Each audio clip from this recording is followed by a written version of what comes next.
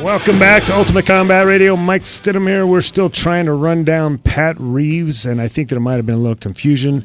We're trying to get a hold of him through the promoter's phone number, and I think maybe he thought we were trying to call Pat's number. We don't even have Pat's number. So we're still working on it, and hopefully we'll get him onto the program. But since we have a little extra time here, Robertina did some research for the show, which, typically she just turns to George St. Pierre's page and just looks at his picture all day long. But she actually went beyond that. And what is it, Robertine? What do you have to bring to the show that's so enlightening? I have the 10 pudgiest fighters in MMA today. And who's top 10 list is this? You know what? This is, I think it's mixedmartialarts.com. Well, I would love to hear that list, but unfortunately we got Pat Reeves on the line. So, Pat, you saved us, man. What's going on, my man? What's up? Pat, we were worried about you. What happened to you? Well, why are you worried about me? Oh, I just got serious, started training again, really getting on top of it again. Took a little break off because I was burnt out, but now I'm back on top of it again. Well, now I'm going to ask you a personal question. Is that all right? Yeah. Because it seems to me as though the Pat Reeves we see in the cage is commiserate to the Pat Reeves his personal life, because you've had women problems and this and that, and sometimes Pat Reeves is just unstoppable, and then other times Pat gets really depressed and things. Is there some tie in there, and how's your personal life going? Yeah.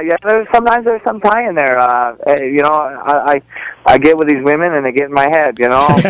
Buddy, you're speaking. I'm not drugs. I'm not alcohol. It's right. Girls, man. Girls tear me apart for some reason. So, buddy, I'm telling you, there's no worse drug on the planet than the female species. So I get it. I'm glad that you clarified that, because I didn't mean to imply that you had any type of substance abuse problem. But it is always women, and it seems to me you're a very passionate guy, and so whatever you do, you try to do 100%. And when your passions are sometimes being distracted, your fight game seems to come distracted. How are you doing right now? Are you on top of the world? For sure. I've been pushing really hard right now. I got a new conditioning coach.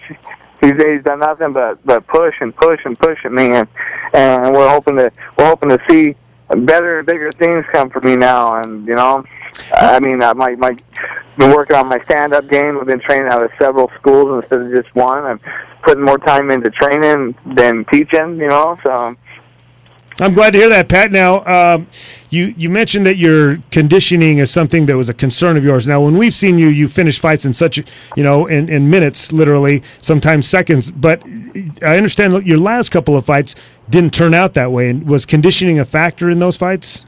Absolutely, it absolutely was. I got pushed past the first, 2 minutes, and I was having a hell of a time keeping my breath and keeping my head together, and it got in my head because I'm used to finishing people in 30 seconds, not 3 minutes or 5 minutes, So. All right, let's talk about your opponent this weekend. I know that the last time you fought, it was one of those quick matches. You got him in 1 minute, pulled him into your guard, and that was pretty much it. What's going to happen tonight? Is the same? We're going to see a repeat of that? I'm hoping not. My fight team has been really working on it. I don't get a pull guard at all. Not once tonight. I don't get a pull guard. I got a sprawl and brawl, and if it goes to the ground, it needs to be me on top, me controlling the whole fight. Are you really going to do that to yourself? You're going to take your best weapon away and go that route?